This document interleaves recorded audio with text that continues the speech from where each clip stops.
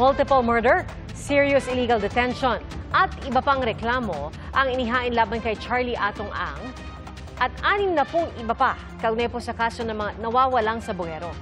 Nagtungo rin sa Department of Justice si Julie Dondon Patidongan at ang kanyang kapatid na handa raw ilantad lahat ng kanyang nalalaman. Saksi, si Emil Sumangi.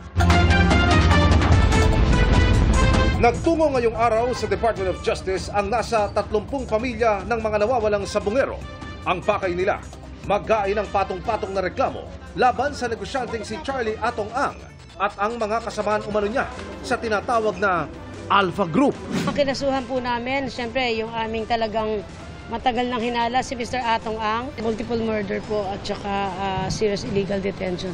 Kabilang din sa mga reklamo ang enforced disappearance, paglabag sa Anti-Graft and Corrupt Practices Act, direct bribery, corruption of public officials, obstruction of justice at paglabag sa international humanitarian law. Isa si Ang sa 61 respondent sa mga reklamo bukod pa sa ilang John Doe. Siya ang main player sa Isabong. Siya ang main player dyan. Siya ang amo ni Totoy or Dondon. Pera niya pinababayad para sa trabaho na ginagawa ng mga kontraktor na pulis. Kaya ang mahalaga talaga dito ay malitis to. Trial talaga ang mahalaga dito. Magkaroon na ng trial to on the merits. Kinumpirma rin ng ilang nakausap naming kaanak ng mga sabongero. Nakasama sa reklamo si Gretchen Barreto at ang dating PNP NCRPO Chief na si retired Police Lieutenant General Jonel Estomo. Sinusubukan pa ng GMA Integrated News na makuha ang panig ng mga inireklamo. Pero nauna nang sinabi ni Ang, Barreto at Estomo na wala silang kinalaman sa pagkawala ng mga sabongero. Kasama sa basihan ng mga reklamo ang salaysay ng akusado at ngayoy whistleblower na si Julie Dondon Patidongan. Pati na ang mga kapatid niyang sina Jose at Ella Kim. Si Ella Kim ang sinabi noon ni Remulla na panibagong testigo na may totoong ebidensya sa mga kaso. Ang reliability niya ng kanyang testimony is foolproof in many ways because his picture appears sa isang ATM withdrawal na ATM ng isang missing sabongero. Mas mabigat pa dyan, na-witness siya rin na pagpatay. 10 tao yun na-witness siya patay. Tulad ni Dondon, tatayo ring testigo sa kaso si Ella Kim.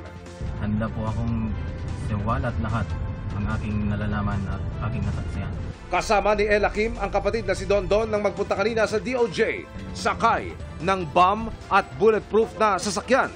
Bago bumaba at umarap sa prosecutor, pinangalanan ni Dondon ang kanyang mga kakasuhan. 5 tong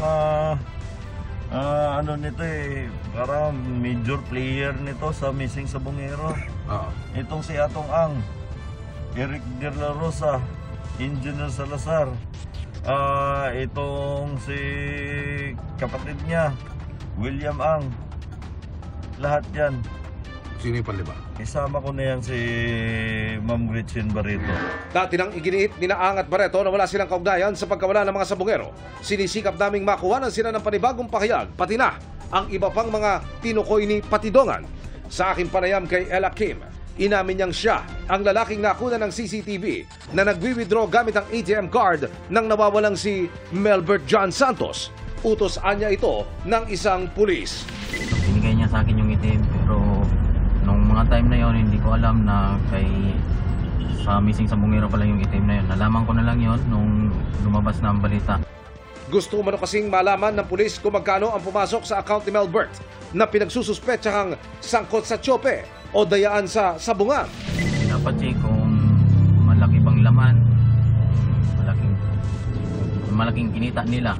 Ayon kay Dondon, ang magiging pahayag ni Ella Kim ang bubuo sa kwento kung ano ang sinapit ng mga biktima. Alam niya buti to, nakarating to doon kung saan yung katayan. Nung hindi niya na tinitingnan at nakatakot na siya.